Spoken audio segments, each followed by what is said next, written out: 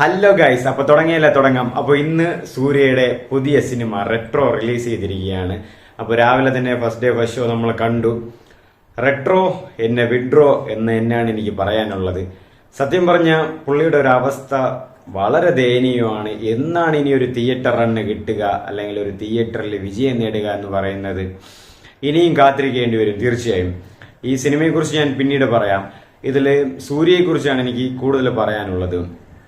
പുള്ളിക്കാരൻ എന്തൊക്കെ എഫേർട്ട് അല്ലെങ്കിൽ എന്താ പറയാ വിജയത്തിന് എന്തൊക്കെ രീതിയിലൊക്കെ കാര്യങ്ങളൊക്കെ ചെയ്യുന്നു, ഒന്നും ഒരു നടപടിയാവാത്ത ഒരു സ്ഥിതിയാണ് ഇപ്പൊ കണ്ടുകൊണ്ടിരിക്കുന്നത്.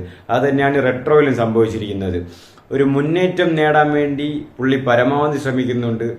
സത്യത്തിൽ തീർച്ചയായും ഒരു ദിവസം പുള്ളി ആ ഒരു വിന്നിംഗ് സ്ട്രീക്ക് കിട്ടും. എന്നിരുന്നാലും ഇതുവരെയും കിട്ടിയില്ല എന്നുള്ളത് തീർച്ചയായും ഒരു ദുഃഖം തരുന്ന ഒരു കാര്യം തന്നെയാണ്. കാരണം സൂര്യയെ ഇഷ്ടപ്പെടുന്ന ഒരാളെന്ന നിലയ്ക്ക് ഇപ്പോഴും പുള്ളിയുടെ ആ ഒരു അവസ്ഥ കാണുമ്പോൾ ഒരു ദയനീയം തോന്നുന്നുണ്ട്. കാരണം ഇമാതിരി എഫേർട്ടും കാര്യങ്ങളൊക്കെ ചെയ്തിട്ടും ഒരു റിസൾട്ട് അദ്ദേഹം വിചാരിച്ച പോലെ കിട്ടുന്നില്ല, അല്ലെങ്കിൽ നമുക്ക് ഒരു സാറ്റിസ്ഫാക്ഷൻ കിട്ടുന്നില്ല എന്ന് പറയുമ്പോൾ അതൊരു തീർച്ചയായും സങ്കടം തന്നെയാണ്. അപ്പൊ റെട്രോ നിങ്ങൾക്കറിയാം, കാർത്തിക് സുബ്ബരാജ് സംവിധാനം, ദ ഗ്രേറ്റ് കാർത്തിക് സുബ്ബരാജ്, മഹാൻ, പേട്ട, ജിഗർദണ്ഡ 2 നിങ്ങൾക്കറിയാം, മാസ്റ്റർ പീസുകളൊക്കെ ചെയ്ത കാർത്തിക് സുബ്ബരാജിനെ ഇഷ്ടപ്പെടുന്ന ആൾക്കാരും അല്ലെങ്കിൽ മൂവി ലവേഴ്സും പ്രതീക്ഷിക്കുന്ന ഒരു ഫിലിമുണ്ട്. ആ ഒരു ഫിലിം ഇവിടെ കിട്ടിയോ ഇല്ലയോ എന്ന് ചോദിച്ചാൽ തീർച്ചയായിട്ടും കിട്ടിയിട്ടില്ല.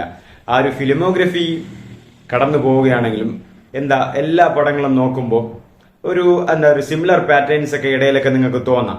അത് കാർത്തിക് സുബ്ബരാജിന്റെ ആ ഫിലിമോഗ്രഫി അല്ലെങ്കിൽ ആ ഒരു ആ ഒരു സ്റ്റോറി അല്ലെങ്കിൽ ആ ഒരു സ്വാഗ് എല്ലാ സിനിമയിലും ഉണ്ടാവും. പക്ഷെ ഈ സിനിമയിൽ അത് കിട്ടിയെന്ന് ചോദിച്ചാൽ എനിക്കില്ല. ടു ബി ഓണസ്റ്റ് ഞാൻ പറയുവാണ്, നമ്മൾ ട്രെയിലറിൽ അല്ലെങ്കിൽ ടീസറിൽ അല്ലെങ്കിൽ ഗ്ലിംസിൽ കണ്ടതുപോലത്തെ ഒരു ഇമ്പാക്ട് അല്ലെങ്കിൽ ഒരു ഗൂസ് ബംസ് തിയേറ്ററിൽ കിട്ടിയിട്ടില്ല. ഇതിലെനിക്ക് ഏറ്റവും സങ്കടം തോന്നിയത് സന്തോഷ് നാരായണന്റെ മ്യൂസിക്കാണ്. പുള്ളിയുടെയും മ്യൂസിക് എനിക്ക് പറയാനുള്ളതും അതാണ്. ഈ തിയേറ്ററിൽ ഒരു ഇമ്പാക്റ്റും എനിക്ക് തോന്നിയില്ല. 1-2 സീനൊക്കെ ഒരു ഒരു ചെറിയൊരു രീതിയിലൊക്കെ ഒരു ഹൈ തന്നെങ്കിലും മ്യൂസിക് ഒക്കെ വളരെ ശോകമായിരുന്നു. പാട്ടുകളൊക്കെ എന്തിനോ വേണ്ടി നിറച്ചുകൂട്ടി എന്തോ ഒരു സിറ്റുവേഷനിലൊക്കെ ഇട്ട് വളച്ചു കൂട്ടിയൊക്കെ ഇട്ടിട്ടുണ്ട്. പാട്ടുകളൊന്നും തിയേറ്ററിൽ സിനിമയുടെ അനുയോജ്യമായിട്ടുള്ള പാട്ടുകളാണോ എന്ന് പോലും തോന്നിപ്പോയി. ചുമ്മാ അങ്ങ് പാട്ടിട്ട് ഇട്ടിരിക്കുകയാണ്. പിന്നെ വരുന്നത് പൂജ ഹെഗ്ഡെയുടെ കാര്യം പറയുമ്പോൾ പുള്ളിക്കാരി ക്യൂട്ടും കാര്യങ്ങളൊക്കെ തന്നെയാണ്. നന്നായിട്ട് അഭിനയിച്ചിട്ടുമുണ്ട്. ഒരു ഡോക്ടർ റോളൊക്കെയാണ്. അത് നിങ്ങൾക്ക് സിനിമ കാണുമ്പോൾ മനസ്സിലാവും. എനിക്ക് സിനിമയെ കുറിച്ച് കൂടുതൽ പറയാനില്ല. കാരണം വളരെ ദയനീയ അവസ്ഥയാണ് സൂര്യയുടെ അവസ്ഥ ഇപ്പൊ പറയുന്നത്. ഒരുപാട് പറയണമെന്ന്. ഇതിലിപ്പോ ജോജി ജോർജ് അഭിനയിച്ചിട്ടുണ്ട്, ജയറാം അഭിനയിച്ചിട്ടുണ്ട്, അങ്ങനെ ഇതിൽ പ്രകാശ് രാജൊക്കെ അഭിനയിച്ചിട്ടുണ്ട്. എനിക്ക് തോന്നിപ്പോ എന്തിനാണ് പ്രകാശ് രാജ് ഈ അഭിനയൊക്കെ അല്ലെങ്കിൽ ഈ ഒരു ആക്ടിങ് റോൾ എടുത്ത് എന്താണെന്നൊരു മനസ്സിലാവുന്നില്ല. പിന്നെ നാസർ, അങ്ങനെ കുറച്ചു പേരൊക്കെ ഈ സിനിമയിലുണ്ട്. എല്ലാവർക്കും അവരുടേതായ റോളുകൾ ഉണ്ടെങ്കിലും ആ റോൾ കൊണ്ടൊരു ഇമ്പാക്ട് ഉണ്ടായോ അല്ലെങ്കിൽ ആ ഒരു റോൾ അവർക്ക് ആ റോൾ കിട്ടിയത് നമുക്കൊരു സാറ്റിസ്ഫാക്ഷൻ ആയോ എന്ന് ചോദിച്ചാൽ ഇല്ല. പക്ഷെ എന്നിരുന്നാലും ജയറാമിന്റെ റോള് ഒരു ഇമ്പാക്ട് അല്ലെങ്കിൽ ഒരു ട്രോള് വരാത്ത രീതിക്ക് അദ്ദേഹം നല്ല രീതിക്ക് ഒരു ഹ്യൂമർ സെൻസ് ഒക്കെ ഇട്ട് ചെയ്തിട്ടുണ്ട്. ജോജി ജോർജ് റോളും നന്നായിട്ടുണ്ട്. പുള്ളി പടത്തിലുടനീളം റോളുണ്ട്, തുടക്കം തൊട്ട് ലാസ്റ്റ് വരെ റോളുകളുണ്ട്.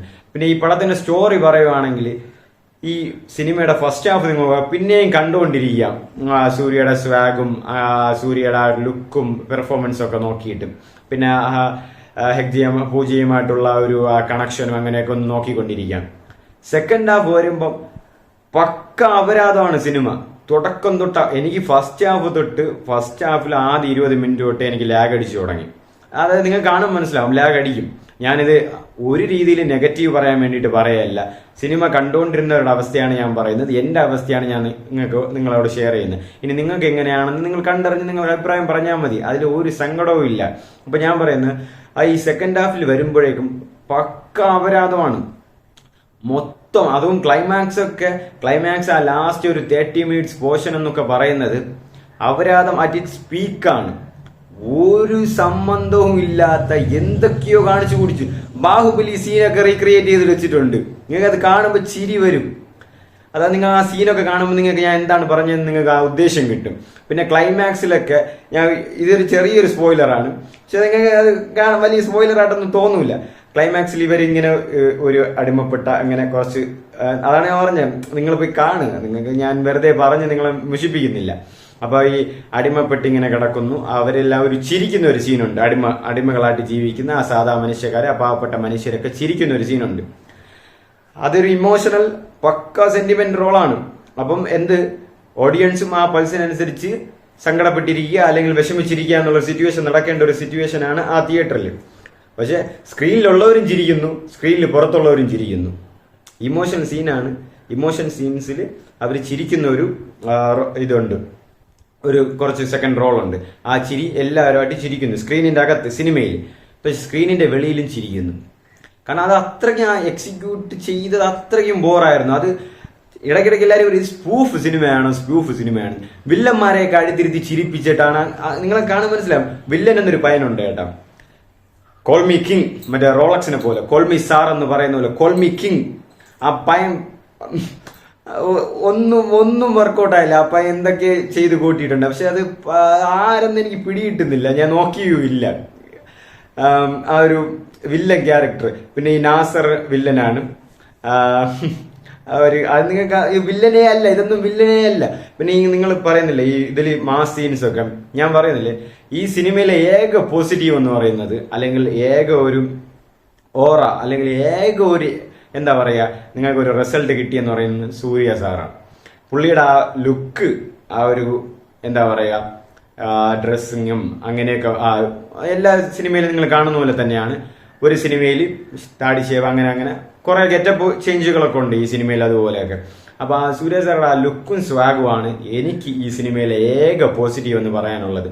മറ്റേത് വെച്ചാൽ ഡയറക്ഷൻ, അതായാലും ഞാൻ വീണ്ടും പറയാണ്, ഡയറക്ഷനിലേക്ക് ഞാൻ ഒരുപാട് എക്സ്പെക്ട് ചെയ്തു. ചിലപ്പോൾ എക്സ്പെക്ട് ചെയ്തുകൊണ്ടായിരിക്കാം എനിക്ക് ഇങ്ങനെ തോന്നിയത്. പിന്നെ കാർത്തി സുബ്ബരാജായ നോർമലി എന്തുകൊണ്ടാലും ഹൈപ്പായി പോവും. ബട്ട് അത് കിട്ടിയില്ല എന്നുള്ളതാണ് സത്യം. രണ്ടാമത് സന്തോഷ് നാരായണ. ഞാൻ സിനിമയുടെ മുമ്പ് ഈ പാട്ടൊക്കെ കേൾക്കി റീൽസിലൊക്കെ വൈറലായിരുന്നു, സൂപ്പർ ആയിരിക്കും എന്നൊക്കെ വിചാരിച്ചു. പക്ഷെ തിയേറ്ററിൽ ഒരു ഇമ്പാക്റ്റും സിനിമയ്ക്ക് ഉണ്ടായില്ല. പ്രത്യേകിച്ച് BGM ഒക്കെ ശോകമായിരുന്നു. ഒരു സ്റ്റെൻഡ് നടക്കുവാണ് കേട്ടാ, ചുമ്മാ എന്തോ ഒരു ആവശ്യമില്ലാത്ത മ്യൂസിക്കും, ചില സമയങ്ങളിൽ മ്യൂസിക്കൊക്കെ ഒരു അരോചകമായിട്ട് തോന്നി എനിക്ക്. എന്തിനോ വേണ്ടി പിന്നെ തിയേറ്ററിൽ ഞാൻ തിയേറ്റർ ഇങ്ങനെ ഒബ്സർവ് ചെയ്തപ്പം മെജോറിറ്റി ഫൈറ്റ് സീനുകൾ അല്ലെങ്കിൽ ഈ മ്യൂസിക് ഇടുന്ന സീനുകളിലൊക്കെ ആൾക്കാർ ഇന്ന് ചിരിക്കുകയാണ്. കാരണം അവർക്കും ആ ഒരു ഇമ്പാക്റ്റ് കിട്ടുന്നില്ല എന്നുള്ളതാണ് എനിക്ക് മനസ്സിലായത്. സിനിമ കഴിഞ്ഞ് എല്ലാവരും വിട്ടോടനെ എണീറ്റ് പോയി, പുറത്തുള്ളവരൊക്കെ നമ്മളെ നോക്കിയിരിക്കുകയാണ്. നോക്കട്ടെ എല്ലാവരും ഇങ്ങനെ, അതോടെ പുറത്തുള്ള ഇങ്ങനെ തിയേറ്റർ വെച്ചിട്ട് ഒരു ചേച്ചി ഇങ്ങനെ ടിക്കറ്റും കടിച്ചുകൊണ്ടിരിക്കുന്നു. ചേച്ചി മനസ്സിൽ വിചാരിക്കുന്ന ഇതായിരിക്കും, ഓന്മാരെന്ത് സന്തോഷമില്ലാതെ വരുന്നതെന്ന്. അങ്ങനെ ഒരു സിറ്റുവേഷനാണ് കാണുന്നത്. മൊത്തത്തിൽ പടം അങ്ങേർക്ക് എങ്ങനെയെങ്കിലും ഒരു തിരിച്ചുവരവ് കിട്ടട്ട് സൂര്യ അണ്ണന്.